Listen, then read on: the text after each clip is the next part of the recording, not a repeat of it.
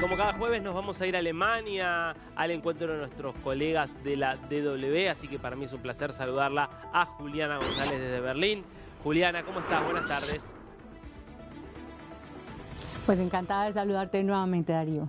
Juliana, tema importante el que nos traes hoy en relación a las tensiones crecientes a nivel comercial que se están viviendo entre China y la Unión Europea, que parecen en este punto seguir a las tensiones que comenzaron antes y que continúan hasta hoy entre China y los Estados Unidos. ¿Cómo está esta situación hoy? Bueno, actualmente aquí el detonante fue, mi querido Darío, el tema de la imposición por parte de la Unión Europea a aranceles punitivos a la importación de vehículos chinos eléctricos. ¿Por qué? Porque la Unión Europea hizo una investigación y determinó que estos autos chinos estaban subsidiados, por eso podían competir con precios muy bajos, lo cual iba en detrimento de las automotrices europeas.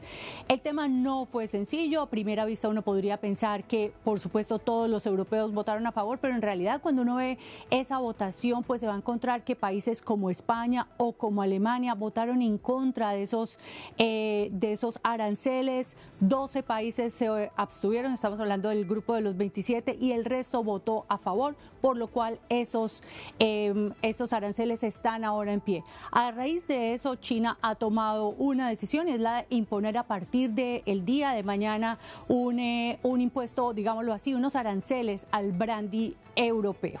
Esto lo es visto aquí internamente también un poco como una represalia contra Francia, porque Francia fue uno de los países, digamos, de las grandes economías del bloque europeo que votaron a favor de la imposición de esos aranceles a los vehículos eléctricos chinos.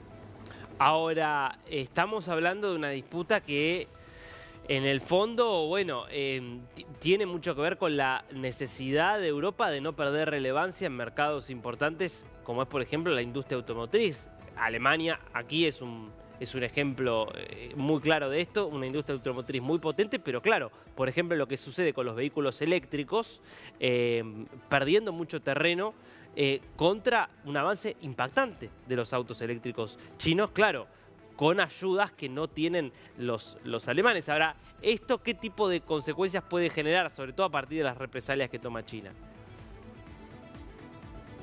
Bueno, son bastantes las consecuencias que tenemos. Por un lado, es precisamente que se va generando esa espiral de tensiones. La Unión Europea, por su parte, Darío, ya dijo que iba a llevar a China ante la OMC, es decir, ante la Organización Mundial del Comercio, porque consideraba que esta retaliación china no tenía justificación. Pero hay que ver que esto es un problema mucho más amplio que solamente el de una industria que a primera vista podría estar sufriendo, digamos, todos los embates de precisamente la industria china, y es que tenemos que recordar que China es el principal mercado de los autos alemanes, de los vehículos alemanes. Todos aquellos vehículos con un motor de 2,5 o más tienen, digamos, su principal mercado en China. Ese parece ser que podría ser el nuevo foco también de las retaliaciones, de una manera también para presionar a Alemania, que, como te lo había dicho al principio, estaba en contra de la imposición de estos aranceles. Pero tampoco podemos olvidar que muchos de esos autos chinos también vienen de cooperaciones con empresas de otros países, por ejemplo, de empresas alemanas. Entonces,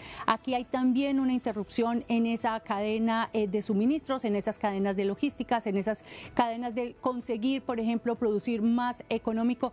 Así que aquí hay, digamos, un debate bastante interesante, porque pueden venir nuevos aranceles, aunque China también ha dejado en claro que no está buscando aumentar ni profundizar esa guerra comercial. Y a un país como Alemania tampoco le interesa entrar en una guerra comercial, porque recordemos que tiene, digamos, una situación económica bastante tensa. No más el día de ayer, Darío, el gobierno alemán tuvo que revisar a la baja la tasa de crecimiento, por lo que se apunta que este país va a cerrar el año con una recesión económica.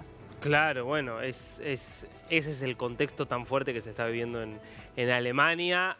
Un cambio muy importante respecto de lo que fue esa Alemania, que era por bastante diferencia el país que más crecía y que empujaba de alguna manera al resto de Europa, y hoy sufriendo, me parece, más que nadie las consecuencias de la invasión de Rusia a Ucrania y todos los costos que eso ha generado en muchos sentidos, sobre todo en materia energética.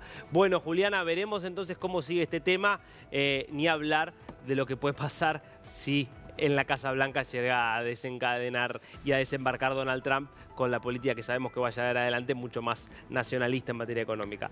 Gracias, Juliana. Un placer como siempre. Encantada, hasta la próxima.